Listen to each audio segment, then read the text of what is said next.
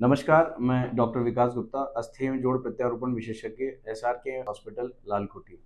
पिछले 3 वर्षों से हम अस्थि एवं जोड़ प्रत्यारोपण की समस्त सुविधाएँ इस हॉस्पिटल में उपलब्ध करवा रहे हैं।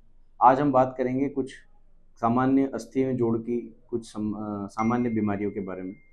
पहला जैसे हम बात करेंगे कॉमन प्रॉब्लम ऑस्टियोआर्थराइटिस। ऑस्टियोआर्थराइटिस एक सामान्य फिजियोलॉजिकल प्रोसेस है, इसे हम एक बीमारी ना समझें। जैसे-जैसे हमारी उम्र बढ़ती है, वैसे-वैसे हमारे शरीर के जोड़, मांसपेशियाँ, टेंडन आदि उम्र के हिसाब से कमज़ोर पड़ने लगते हैं। जोड़ों का कार्टिलेज घिसने लगता है, जिसे हम ऑस्टियोआर्थराइटिस बोलते हैं। जोड़ों का घिसना दूसरी किसी विशेष बीमारियों के कारण भी होता है, जिसके लिए हमें कुछ टेस्ट करवाने पड़ते हैं, जैसे रूमेटॉइड आर्थराइटिस, एंकाइलोजिंग स्पॉन्डिलाइटिस आदि हमें जाँचों के बारे में पता चलता है।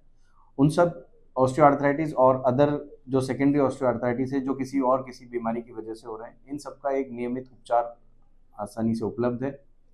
रेगुलर जाँचों से इनके बारे में पता लगाया जाता है और इनका उपचार फिज़ियोथेरेपी, दवाइयाँ और अगर एडवांस तकनीक से जोड़ प्रत्यारोपण आदि इसका उपचार है। दूसरी हम बात करेंगे का सामान्य अस्थि रोग के बारे में, जिसे हम फ्रैक्चर बोलते हैं। फ्रैक्चर 2 तरीके से होते हैं, एक तो किसी चोट लग जाने की वजह से या फिर शरीर में कैल्शियम, विटामिन डी आदि की कमज़ोरी हो जाने की वजह से लंबे टाइम तक हड्डियाँ कमज़ोर रहती हैं और सामान्य झटका लगने से कोई हल्की सी चोट लगने की वजह से फ्रैक्चर हो जाता है।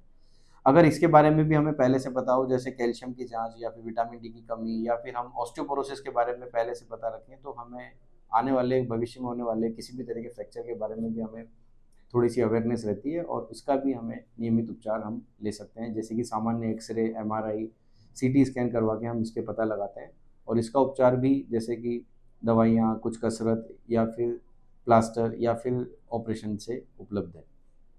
तीसरी कॉमन प्रॉब्लम होती है स्पॉन्डिलाइटिस।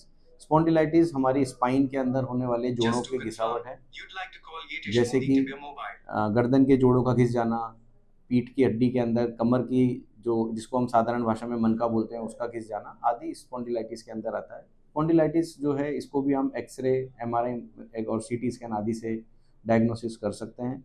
इसके पश्चात हम इसके इलाज के अंदर जैसे कि एक्सरसाइज़, हॉट वाटर फर्मेंटेशन और कुछ दवाइयों के द्वारा इसका इलाज अर्ली स्टेज में ही पॉसिबल है। अगर लेट स्टेज हो जाता है तो उसके लिए हम एमआरआई करा के अगर कोई नस में दबाव है तो उसका फिर हम सर्जिकल उपचार करते हैं। धन्यवाद।